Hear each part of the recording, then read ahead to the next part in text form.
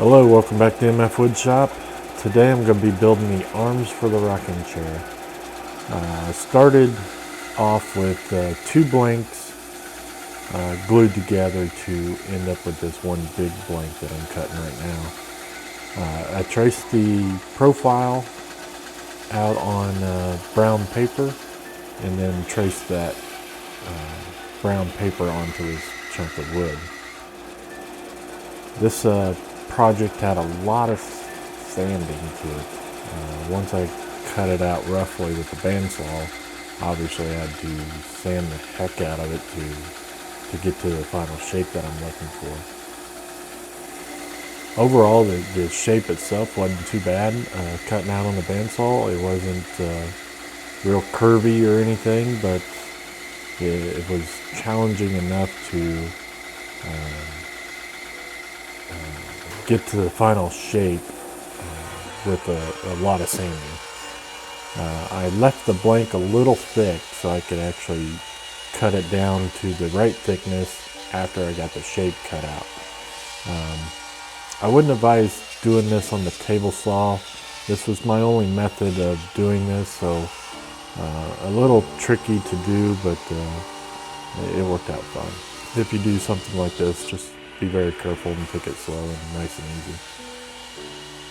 I found on the second one it was easier to cut going in this direction versus the other one. And there I got 2 arms roughly cut out. Now you can imagine a lot of sanding from the bandsaw marks and getting it down to the right dimensions. What I'm doing here is just sanding down to my traced line.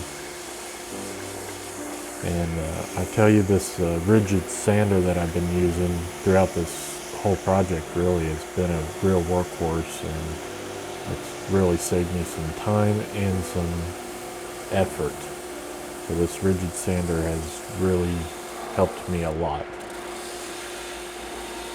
Without having this sander, I would have had to resort to orbital sanders, belt sanders, and hand sanding, and that would really suck. This tool you see here, my brother actually gave me this just a few weeks ago. He said he never used it, or he used it a few times and never used it again, so he actually gave it to me just a few weeks ago. It has a pointed edge on it so I can get down into cracks and nooks and crannies where I can normally have to hand sand those or chisel those out. But this sander actually worked really good, and this is the first time I used it. It has a pointed tip on it with a piece of sandpaper wrapped around it, and it just vibrates back and forth, and it really worked out well.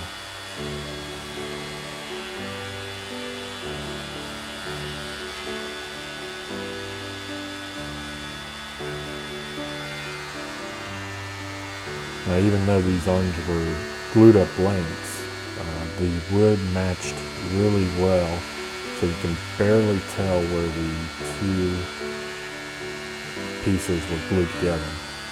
If you look closely, you can see them, but you can really barely tell.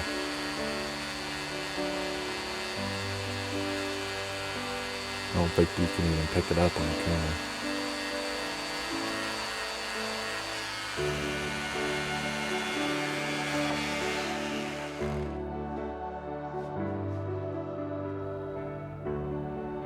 So this is what the final arm looked like. And of course I had to make 2 of them.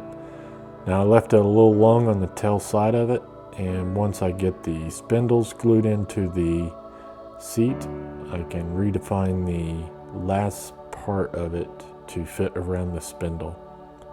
So the tail end of it's a little long and still needs to be rounded over and all those things, but that's it. I'll see you next time.